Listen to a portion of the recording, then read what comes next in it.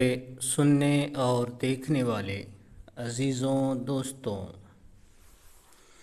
2-3 दिनों से ये ख़बर भी बहुत ज़्यादा चल रही है कि हर वो सामान जिस पे हलाल लिखा होगा उसको यूपी के अंदर बंद कर दिया जाएगा। यूपी के ये योगी आदित्यनाथ जी जो है, इनका ये फैसला था।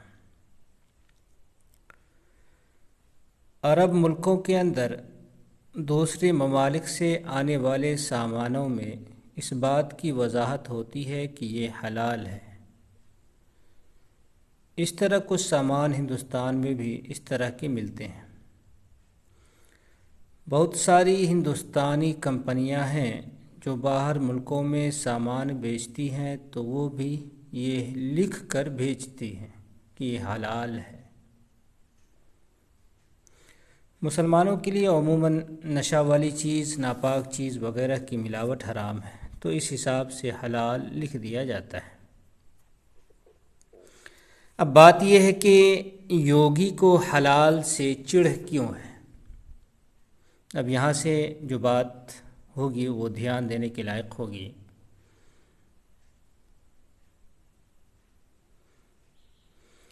अब देखें कि एक होता है हलाली और एक होता है हरामी। आपको तो पता ही है हलाली क्या है, हरामी क्या है।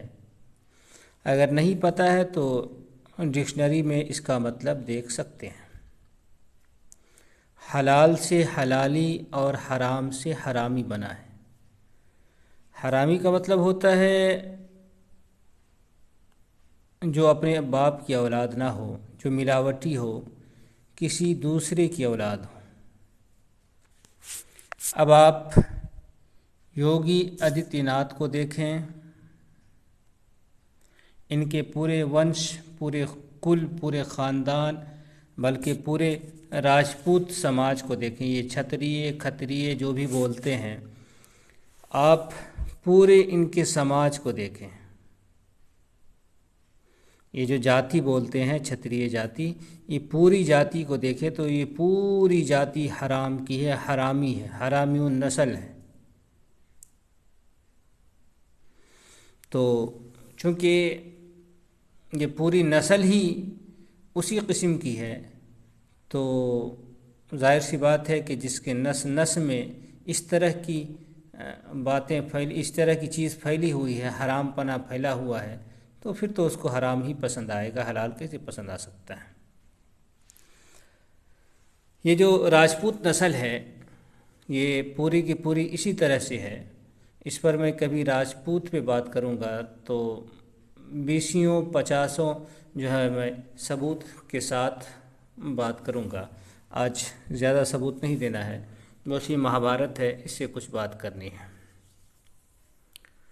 देखें कि ये जो राजपूत है, ये राजपूत हम आज के दौर के अंदर राजपूत ही जानते हैं।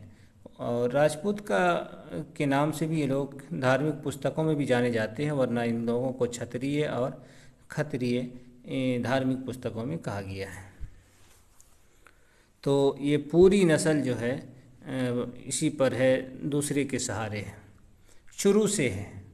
और शुरू से लेकर के मुग़ल दौर तक जो किताबें मिलती हैं इतिहास की, उनके अंदर भी इस तरह की बातें मिलती हैं कि ये लोग दूसरों से, अपने से न बच्चा पैदा करके जो इनसे बड़े ब्राह्मण हैं उनसे बच्चा पैदा करवाते थे।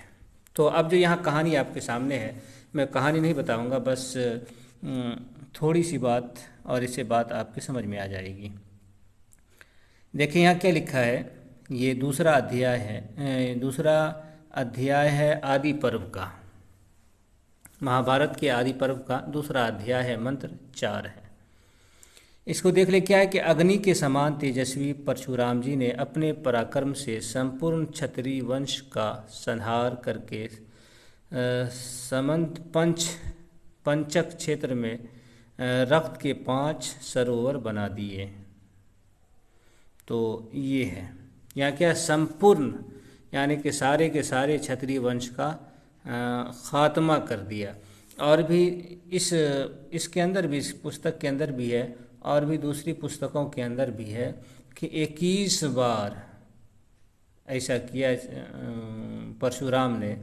और इस तरह की बात मिलती है धार्मिक पुस्तकों के अंदर, दूसरी पुस्तकों के अंदर। जब मैं इस पे बात करूंगा राजपूत पे तो वो लेकर के आऊँगा कि माँ के पेट से भी, माँ के पेट में भी बच्चे को मार देते थे। जिस तरह से आपने देखा होगा गुजरात के अंदर जो जिस तरह के काम ये लोग किए थे मुसलमानों के साथ, वो सब परशुराम का असर है। तो इस तरह से परशुराम एक ब्राह्मण था, इनके देवता हैं, ब्राह्मणों के देवता है परशुराम, ये ब्राह्मण थे।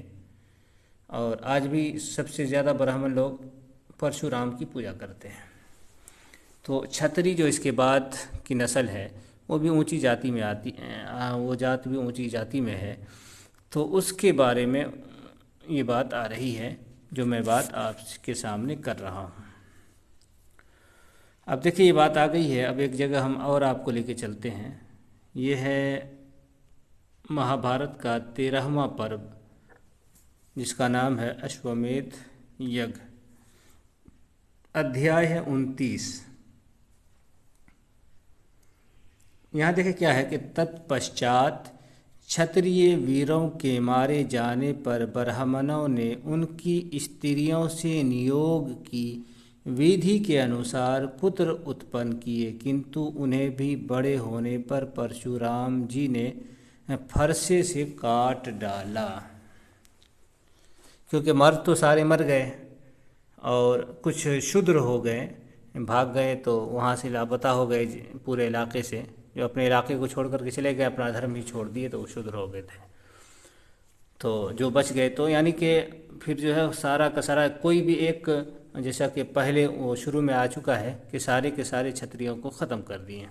तो जो इनकी औरतें बची थी, इनकी औरतों से जो है ब्राह्मण इनकी औरतों को पकड़ पकड़ करके इनके साथ काम करके, यहाँ तो नियोग लिखा है और दूसरी धार्मिक पुस्तकों में नियोग भी वही चीज़ है, बस काम कर लिया औरत से तो उसको नियोग कर दिए, उसमें कोई चीज़ नहीं होती है, बस काम करना है और बच्चा पैदा करना है।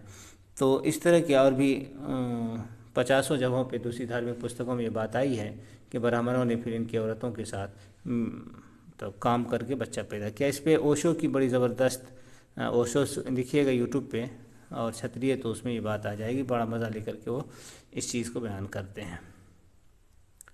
हाँ, यहाँ भी देखे लिखा है कि इस प्रकार एक एक करके, एक एक समझ सकते हैं, इस प्रकार एक एक करके जब 21 बार क्षत्रियों का संहार हो गया, तब परशुराम जी को दिव्य आकाशवाणी ने मधुर स्वर में सब लोगों के सुनते हुए ये कहा। फिर आगे वाली बहुत बात है, उसमें हमको नहीं जानना है, बस कि ये बात आपके सामने मुझे लानी थी कि ये जो क्षत्रिय वंश है, ये जो राजपूत वंश है, ये अपनी जो असल एक नस्ल जो होती है, असल नस्ल वो नहीं है। ये ब्राह्मण जो है, जो शुरू में तो असल हो, लेकिन फिर बाद में 21 मरतबा सारे के सारे लोगों को मार करके, बल्कि धार्मिक पुस्तकों में करोड़ों अरबों को मारा गया। और 5 दरिया जो है, दरिया तो ना कहें तालाब कहें, खून से भर दिया था, इतने लोगों को मारा। तो इस तरह से ये परशुराम मार करके और इनकी औरतों को ब्राह्मण इस्तेमाल करते थे और इनसे बच्चा ब्राह्मण पैदा करते थे।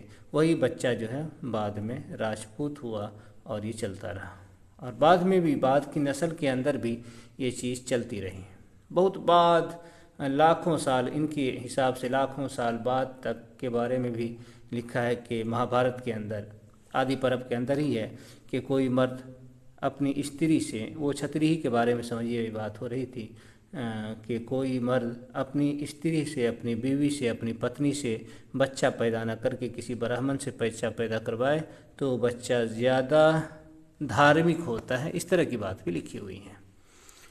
तो कुल मिलाकर के आप ये समझ सकते हैं कि ब्राह्मणों ने क्षत्रियों को, चूँकि इनकी औरतें और इनके यहाँ ज़्यादा हिंदुओं के हिसाब से ज़्यादा साफ़ सफाई होती है, रहन सहन का तरीक़ा ढंग औरों की बनिस्बत ज़्यादा अच्छा होता है, तो इस हिसाब से ब्राह्मणों की नज़र इनकी औरतों पर और इनके मालों पर, ये दो चीज़ों पर आप देखेंगे धार्मिक पुस्तक तो बहुत ज़्यादा ये चीज़ आपके सामने से गुजरेगी कि ब्राह्मण की नज़र इनकी औरतों पर भी, कंवारियों पर भी और शादीशुदा पर भी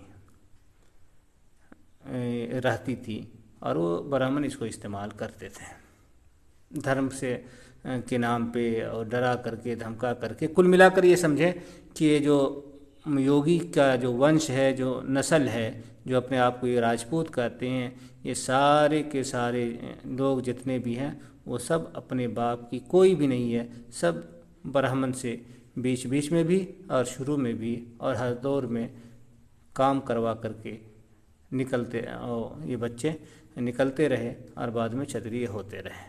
तो ये चीज़ है। बात आपकी समझ में आ गई होगी कि आखिर योगी हराम को पसंद क्यों करता है, हलाल से नफ़रत क्यों करता है, क्योंकि हलाल ही है नहीं, इस वजह से इसको आप ये समझ सकते हैं।